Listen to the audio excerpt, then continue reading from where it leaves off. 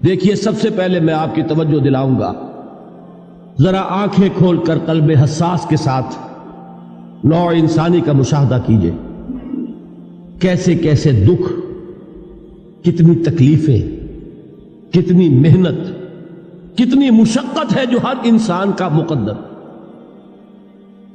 قرآن مجید میں ایک مکمل سورت ہے، سورت البلد، اس میں اللہ تعالیٰ نے متعدد قسمیں کھا کر ایک بات کہی، لا اقسم بہذا البلد وانت حل بہذا البلد ووالد وما ولد لقد خلقنا الانسان فی کبد۔ ہم نے انسان کو مشقت ہی میں پیدا کیا، یہ مشقت ہر انسان کا مقدر ہے۔ لوگ گھروں کو چھوڑ کر آئے ہوئے ہیں، کہاں کہاں انسان جاتا ہے، یہ اس دنیا میں محنت اور مشقت۔ ہاں، ایک مغالطہ ہو جاتا ہے کہ شاید یہ محلوں میں رہنے والے جو ہیں انہیں کوئی مشقت نہیں، انہیں کوئی دکھ نہیں، حالانکہ حقیقت یہ نہیں ہے۔ جو جتنا امیر ہے آپ دیکھیں گے اس کی جسمانی مشقت کم ہے، ذہنی کوفت زیادہ ہے۔ ٹرینکولائزرز کی انہیں ضرورت پڑتی ہے، انہیں سیڈیٹیوز چاہیے، خواب آور دوائیں مزدور کو نہیں کبھی ضرورت پڑے گی۔ وہ 8 گھنٹے کی محنت کرنے کے بعد احساس ہوتا ہے کہ وہ صبح ہی کی خبر لے گا۔ اور یہ وہ لوگ ہیں کہ جن کو ہپنوٹکس، خواب آور دوائیاں، سیڈیٹیوز، مسکن ادویات، یہ سارا لیبلیم اور یہ ویلیم اور یہ فلاں اور یہ فلاں، یہ کن کے ہاں جاتے ہیں؟ ذہنی سکون اور اطمینان انسان کو حاصل نہیں۔ کسی کی جسمانی مشقت ہے، کسی کی ذہنی مشقت۔ میں آپ کو یاد دلانا چاہتا ہوں مہاتما گوتم بدھ کا معاملہ۔ 30 برس کی عمر میں کپل وستو کا شہزادہ محل کو چھوڑ کر نکل گیا، جوان بیوی کو سوتا ہوا چھوڑ کر گیا، شیر خوار بچے کو چھوڑ کر گیا۔ راجدھانی میں رہنے والا محل کا باسی، جسے یہ معلوم ہے کہ باپ کے بعد مجھے یہ سلطنت ملنے والی ہے، کیوں گیا؟ کبھی کبھی آپ نے سوچا؟ اس نے انسان کے غم اور دکھ کا مشاہدہ کیا۔ اس نے دیکھا کوئی اندھا ہے، ٹھوکر کھا کر گر رہا ہے، کوئی والدین کھڑے ہوئے رو رہے ہیں اور ان کی نگاہوں کے سامنے ان کا نہایت محبوب بچہ دم توڑ رہا ہے اور وہ کچھ نہیں کر سکتا۔ اس نے سوچا یہ صدمہ کیوں ہے انسان کا، یہ دکھ اس کا مقدر کیوں ہے؟ اس صدمے سے، اس دکھ سے نجات پانے کی بھی کوئی شکل ہے کہ نہیں؟ انسانوں کی ایک عظیم اکثریت، شاہ ولی اللہ دہلوی رحمۃ اللہ علیہ کے الفاظ ہیں کہ وہ لدو اونٹ اور کولو کا بیل بن کر زندگی بسر کرتی ہے۔ جو 8 گھنٹے تک اینٹیں ڈھو رہا ہو، اس شخص کا تصور کیجیے، وہ واقعی انسان ہے یا حیوان بن گیا ہے؟ اور 8 گھنٹے کی اس محنت کے بعد بھی ہو سکتا ہے کہ 2 وقت کی روٹی اسے پوری نہ ملے۔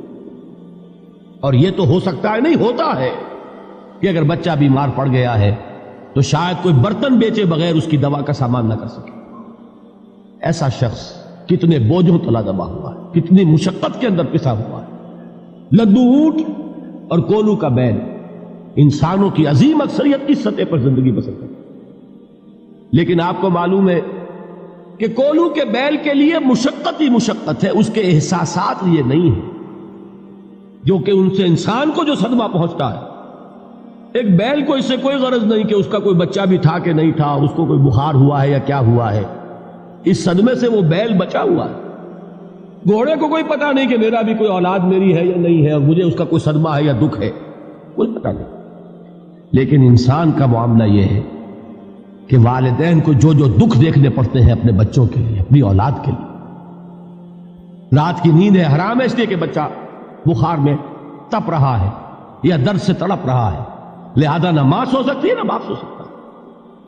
میں نے ایک موقع پر دیکھا، لاہور میں کیروسین آئل، اس زمانے میں ابھی سوئی گیس نہیں آئی تھی اور اکثر و بیشتر جو ہے یہی مٹی کا تیل جو ہے ایندھن کے طور پر استعمال ہوتا تھا، اس کی شارٹیج ہو گئی تھی۔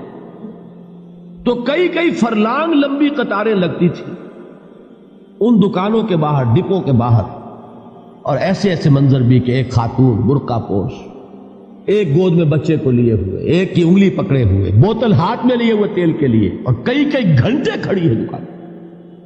یہ مشقت انسان جھیلتا ہے کہ نہیں؟ غالب نے اس کا نقشہ کھینچا ہے۔ کہ رنج سے خوگر ہوا انسان تو مٹ جاتا ہے رنج. مشکلیں اتنی پڑی مجھ پر کہ آسان ہو گئی. ہم بھول جاتے ہیں، ورنہ واقعہ یہ کہ قلب حساس ہو اگر، اور قید حیات و بند غم اصل میں دونوں ایک ہیں. موت سے پہلے آدمی غم سے نجات پائے کیوں؟ اچھا یہ تو ہوا لقد خلقنا الانسان فی کبد. حیوانات کا معاملہ ایک اور اعتبار سے آسان ہے. ان سے کوئی محاسبہ بھی ہے کیا؟ کوئی جواب دہی بھی ہے؟ کوئی ان کو اللہ کے حضور میں کھڑے ہو کر اپنے اعمال کا حساب بھی دینا؟ نہیں. انسان کی یہ ٹریجڈی ہے، یہ المیہ ہے انسان. اس کو بھی قرآن مجید کی ایک سورت میں قسمیں کھا کر اذا السماء انشقت، اس کے بعد کیا فرمایا؟ یا ایھا الانسان انک کادح الی ربک کدحا فملاقیہ. اے انسان، تیرا المیہ، تیری ٹریجڈی اس سے کہیں بڑھ کر ہے. تجھے صدمے پر صدمے جھیلتے ہوئے، مشقت پر مشقت برداشت کرتے ہوئے ایک روز اپنے رب کے حضور میں بھی کھڑا ہوگا، جواب دہی بھی کرنی. اس دن کے حساب سے، اس دن کے احساس سے جو بڑے بڑے ہماری امت کے عظیم جو گلے سرسبد ہیں، ان کا یہ حال آپ نے پڑھا ہوگا. حضرت ابوبکر صدیق رضی اللہ تعالی عنہ وہ ایک عجیب کیف کے عالم میں فرمایا کرتے تھے، کاش میں درختوں پر چہچہاتی ہوئی چڑیا ہوتا جس سے حساب کتاب نہیں ہوگا. کاش کہ میں گھاس کا تنکا ہوتا جو آج ہے اور کل آگ میں جلا دیا جاتا، ختم ہو جاتا، اس سے محاسبہ کوئی نہیں. وہ جس کے احساس سے کہ حضرت عمر جو ہے اپنے انتقال کے وقت سخت بے چین تھے. ان کے بیٹے حضرت عبداللہ ابن عمر رضی اللہ تعالیٰ عنہما نے ان کا سر جو ہے وہ اپنے زانوں پر رکھ لیا تو کہا نیچے ڈال دو. ایک عجیب بے کلی اور بے چینی. انہوں نے کہا ابا جان آپ کیوں پریشان ہیں؟ آپ تو عشرہ مبشرہ میں سے، آپ کو تو اللہ تعالیٰ نے جنت کی بشارت حضور کے ذریعے سے اس دنیا میں دی. حضرت عمر فرماتے ہیں کہ خدا کی قسم اگر قیامت کے دن عمر برابر سرابر پر چھوٹ گیا تو بہت بڑی کامیابی تصور. یہ احساس جن کو ہوتا، حضرت علی کا حال کیا ہوتا ہے؟ ابھی جو آپ نے حافظ صاحب سے سنا، یہ حضرت علی کا معاملہ ہے کہ ایک تیر پیوست ہو گیا تھا، کسی طرح نکل نہیں رہا تھا. حضرت علی نے فرمایا کہ اچھا چھوڑو مجھے، میں نماز کی نیت باندھتا ہوں. نماز کی نیت پڑھتے تھے تو لرزتے تھے، کانپتے تھے. کس کے سامنے کھڑا ہوں اور کس کے سامنے مجھے ایک دن جواب دہی کے لیے کھڑا ہونا ہوگا. لن تزولا قدم ابن آدم، حضور نے خبر دی ہے ابن آدم کے قدم ہل نہیں سکیں گے. جیسے مجرم کھڑا ہوتا ہے کٹہرے کے اندر، اس کٹہرے میں سے ہل نہیں سکو گے حتی یسأل عن خمس، جب تک کہ 5 چیزوں کا حساب نہ لے لیا جائے. وہ 5 چیزیں کیا ہے؟ کان کھول کر سنیے. عن عمرہ فیما افناہ، عمر کا حساب دو. یہ 80 برس اور 70 برس ہم نے تمہیں دنیا میں دیے، کہاں ضائع کیے؟ وعن شبابہ فیما ابلاہ، اور خاص طور پر جوانی کا دور، امنگوں کے دن، ولولے ہوتے ہیں، قوت ہوتی ہے، توانائی ہوتی ہے، آدمی چلتے ہوئے زمین پر پاؤں مارتا ہے، قوت جو ہے وہ اپنا اظہار چاہتی ہے. یہ جوانی کہاں گلائی؟